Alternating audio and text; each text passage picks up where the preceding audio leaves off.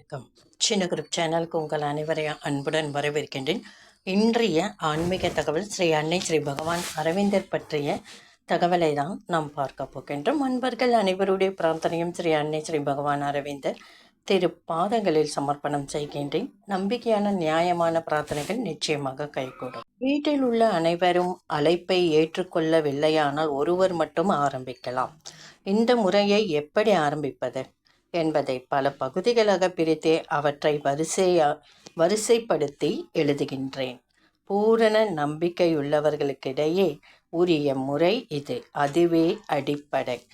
குறிப்பிட்ட நேரத்தை 1 மணி அல்லது அரை மணி ஒதுக்கி நாள்தோறும் தவறாமல் அதே நேரத்தில் நாம் மதர்கிட்ட உட்கார்ந்து நம் பிரார்த்தனையை சொல்லலாம். சில நாட்கள் நம்ம பிரார்த்தனையை சொல்லும் பொழுது என்ன செய்யணும், மதர் ஸ்ரீ அன்னை அம்மா அப்படின்ட்டு நம்ம மனசில் பதியணும். ஒன்று அம்மா இல்லைன்னா மதர். அவங்க நமக்கு தாயாகவும் தந்தையாகவும் இருக்கிறாங்க. ஸ்ரீ அன்னை ஸ்ரீ பகவான் அரவிந்தர். நம்ம மனசில் அதை ஏற்றுக்கணும். மனதால் செய்யும் உச்சாடனம் மனதை முழுமைப்படுத்தி நிரப்புவதையும் அதிலிருந்து பெருகி வாழ்வில் ஓடி வருவதையும் பார்க்கலாம். மனம் நிறைந்த பின் மனதால் சொல்வதை லேசாக மாற்றி நெஞ்சால் சொல்ல ஆரம்பிக்க வேண்டும்.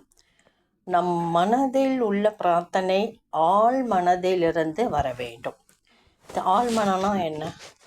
உள்ளாழ்ந்து நம்ம உடம்பு பூராவுமே இந்த ஸ்டெப் பை ஸ்டெப்பாக படிப்படியாக சொல்கிறத ஒவ்வொன்றா மனசில் ஏற்றுக்கிட்டு நம்ம செய்து பார்த்தால் நம்ம பிரார்த்தனை உள்ளாண்டு வரும்.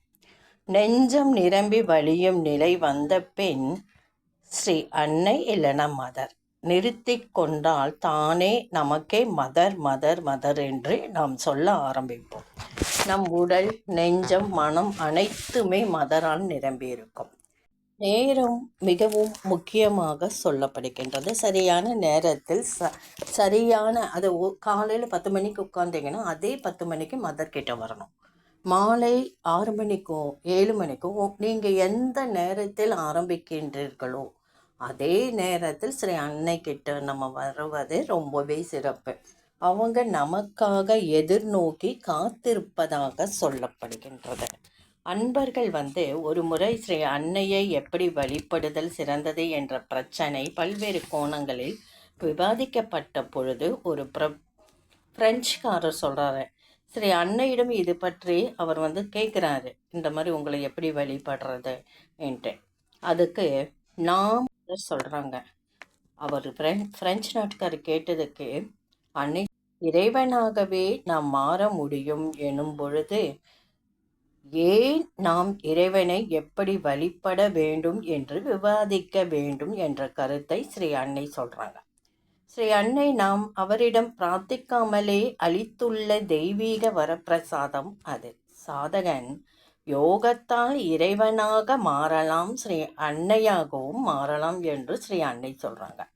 இந்த யோக சிகரத்திலிருந்து படிப்படியாக 100 நிலைகளில் உள்ள ஸ்ரீ அன்னை சாதகனுக்கு அளிக்க விரும்புகிறார். அவற்றுள் கடைசி நிலையில் உள்ளது கூட மனிதனுக்கு மிக பெரியதாக தோன்றக்கூடியது. அவையெல்லாம் யோகத்திற்கே அர்ப்பணித்து கொண்ட சாதகர்களை சேர்ந்த லட்சியங்கள். ஒரு வருடம் மாதம் தோறும் ஸ்ரீ அன்னையின் சூழலில் திரண்டு தியானம் செய்து வரும் அன்பர்கள் அதை பொறுத்தவரை சிறப்பானவர்களே.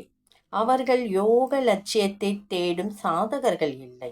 ஆனால் ஸ்ரீ அன்னை மீதும் ஸ்ரீ பகவான் அரவிந்தரும் மீதும் தீராத பக்தியும் குறைவில்லாத நம்பிக்கையும் உடையவர்கள். இவர்களுடைய வீடுகளில் அல்லது பூஜை அறையில் ஸ்ரீ அன்னையின் சமாதி சூழல் ஓரளவு தெரியக்கூடும். அன்னையின் முறைகளில் ஒன்றையோ சிலவற்றையோ பல முறைகளையோ எடுத்து விளக்கமாக சொல்ல வேண்டும் என்று கருதி நாம் இந்த பதிவை பார்க்கின்றோம். பக்தியும் நம்பிக்கையும் அன்பர் வழிபாட்டின் அடிப்படை. அவை உயர்ந்தவை, சிறப்பானவை. அதுவே போதுமான அஸ்திவாரம். அவையின்றி வழிபாடு இல்லை, பலன் இல்லை. அவை இருப்பதே வழிபாடுதான். அதற்குரிய பலன் தானே உண்டு. இதுவே பொதுவான உண்மை. பொதுவான உண்மைக்கு மேலாக குறிப்பான உண்மை ஒன்றும் ஒன்றுண்டு. புத்திசாலித்தனம் இல்லாமல் படிப்பு வராது. புத்திசாலித்தனம் உள்ளவர்களுக்கு படிப்பு தானாகவே வரும் என்பது பொதுவான உண்மையானால் அதற்கும் மேலாக குறிப்பான உண்மையும் உண்டு. முயற்சி புத்திசாலித்தனத்தை பிரகாசிக்க செய்யும் என்பதே. இந்த குறிப்பான உண்மை புத்திசாலித்தனம் போதுமான அளவிற்கே அதன் முழு பலனை எல்லோரும் அடைவதில்லை. பலன் முயற்சியின் அளவை பொறுத்தது என்பது நாம் அறிந்தது. ஈடுபாடும் பக்தியும் உள்ளவர்கள் பலர் வருமாறு சொல்ல நாம் கேள்விப்பட்டிருக்கின்றோம். நம்பிக்கையெல்லாம் குறைவில்லை. நடைமுறையில் மனம் பல வழியில் சென்று கடைசியில் எதுவும் முடியாமல் போகின்றது. நம்பிக்கையோடு பிரார்த்திக்கும் போது சில மனம் தடுமாறும் பொழுது நாம் பிரார்த்தனை செய்து வீணாகி போகின்றது. எப்பொழுதும் ஸ்ரீ அன்னை நினைவு குறைவதில்லை. இருந்தாலும் தரிசனத்தன்று உள்ள விசேஷம் மற்ற நாட்களில் இருப்பதில்லை. அதனால தான் தரிசனத்தன்று ஸ்ரீ அன்னையின் ஆசிரமம் சென்று சமாதி தரிசனம் செய்வது சிறப்பு. அப்படி ஸ்ரீ அன்னையின் ஆசிரமம் செல்ல முடியாதவர்கள்